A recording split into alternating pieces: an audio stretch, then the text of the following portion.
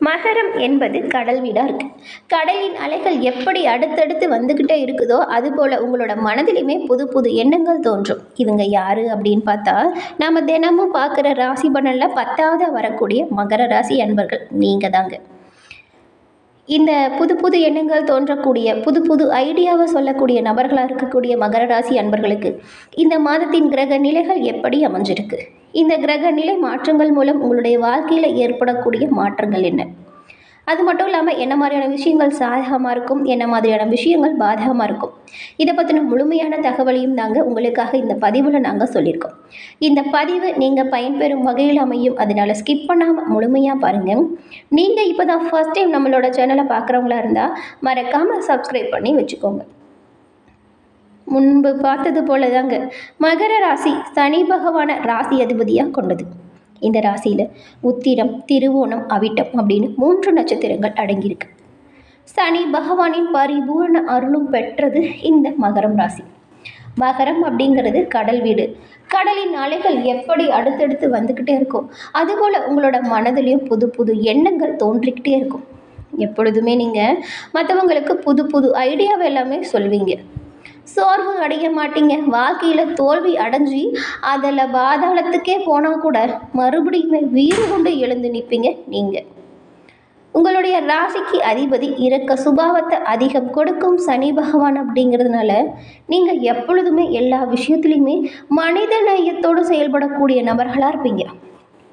உங்களை சுற்றி இருக்கிற எல்லோருமே ஏதோ ஒரு விதத்தில் நீங்கள் உதவியாக தான் இருப்பீங்க. உங்களுக்கு உபத்திரம் தர நபர்களுக்கு கூட நீங்கள் உதவியாக தாங்க இருப்பீங்க. இந்த மகரம் ராசி அப்படின்னு சொன்னாலே உங்ககிட்ட அற்புதமான பல நல்ல குணங்கள் இருக்கும்.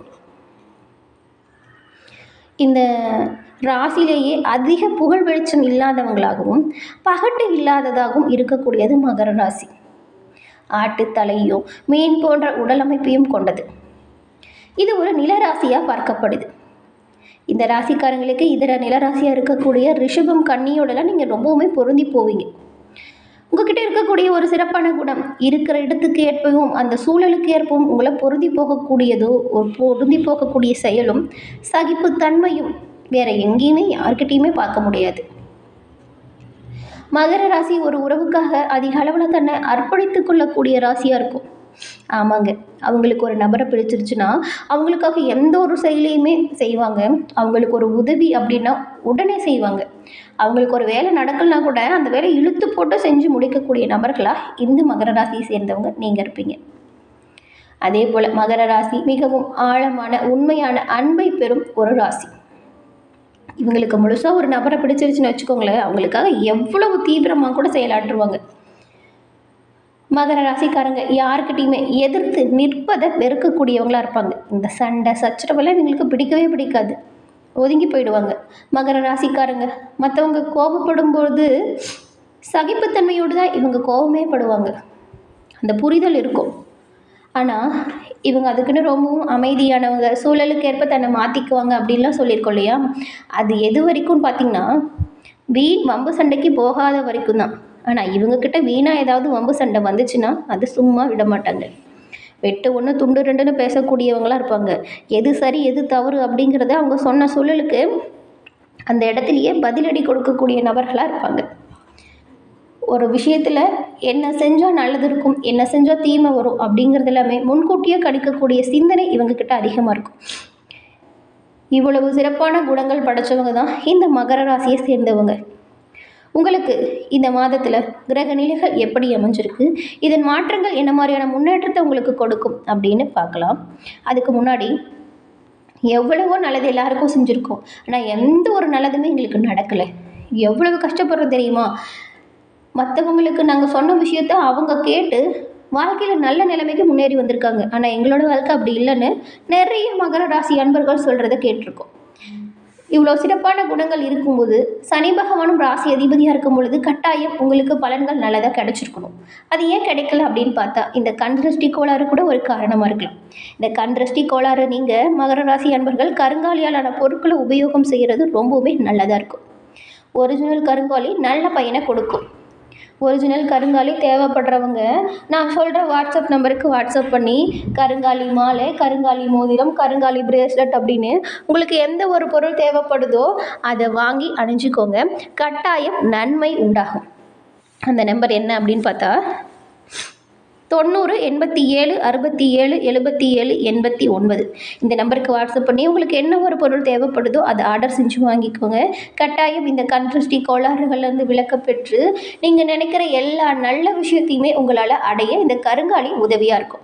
சரி வாங்க, மகர ராசியில் இருக்கக்கூடிய 2, 3, 4ஆம் பாதம், திருவோணம், அவிட்டம் 1, 2ஆம் பாதம் கொண்டவங்களுக்கு கிரக நிலைகளை பொறுத்த வரைக்கும் தனவாக்கு குடும்பஸ்தானத்தில் சூரியனும் சந்திரனும் சனி பகவானும், தைரிய வீரிய ஸ்தானத்தில் ராகுவும் சுக்கிரனும் புதனும், பஞ்சமஸ்தானத்தில் குருவும், ரணருண ரோகஸ்தானத்தில் செவ்வாயும், பாக்கிய ஸ்தானத்தில் கேதுவும் இந்த மாதிரியான கிரக நிலைகள் அமைஞ்சிருக்கு.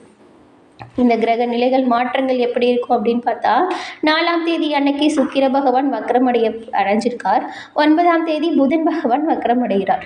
14ஆம் தேதி சூரிய பகவான் தனவாக்கு குடும்பஸ்தானத்தில் இருந்து தைரிய வீரியஸ்தானத்திற்கு மாற்றம் பெறுகிறார். அன்னைக்கு வக்ர நிலையில் இருக்கும் புதன் பகவான் தைரிய வீரியஸ்தானத்திலிருந்து தனவாக்கு குடும்பஸ்தானத்திற்கு மாற்றம் பெறுகிறார். இதன் மூலம் மகர ராசி அன்பர்களுக்கு உண்டாகும் பலன்கள் அப்படிங்கிறது, பொது காரியங்களில் விருப்பம் உள்ள மகர ராசி அன்பர்களான நீங்கள் திறமைசாலிகளாகவும் இருக்குவீங்க. உங்களுக்கு இந்த மாதம் அறிவுத்திறன் கூடும். இனிமையான பேச்சின் மூலம் பலரது உதவிகள் தக்க சமயத்தில் உதவியாக இருக்கும். சுக்கிர பகவானின் சஞ்சாரத்தால் செல்வம் சேரும். அரசு தொடர்பான பணிகளில் உங்களுக்கு சாதகமான போக்கு உண்டாகும். இதுவரைக்கும் இருந்த எதிர்ப்புகள் காணாமல் போகும். உங்களுடைய செயல்களில் இதுவரைக்கும் இருந்த தடைகள் நீங்கும். தொழில் வியாபாரம் தொடர்பான காரியங்களில் சாதகமான பலன் கிடைக்கும். பல வகையிலுமே உங்களுக்கு முன்னேற்றம் உண்டாகும். பழைய பாக்கிகள் வசூலாகும்.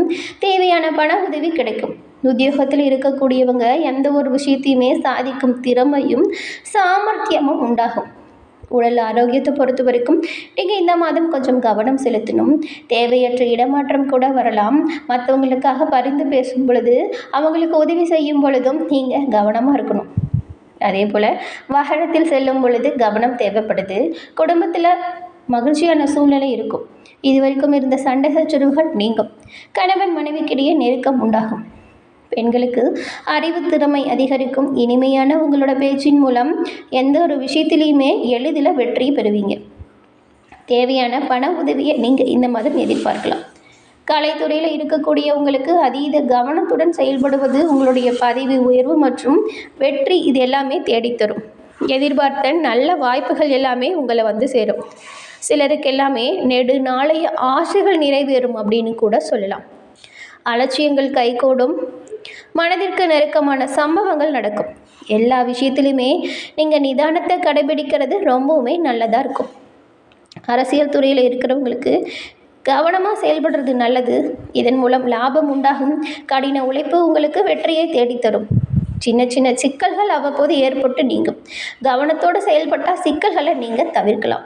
அதே போல் சின்ன சின்ன செலவுகளுமே அவ்வப்போது வரும். உழைப்பிற்கான ஊதியம் சற்று குறைவாக கூட இருக்கும். மன தைரியத்தால் வெற்றி பெறுவீங்க.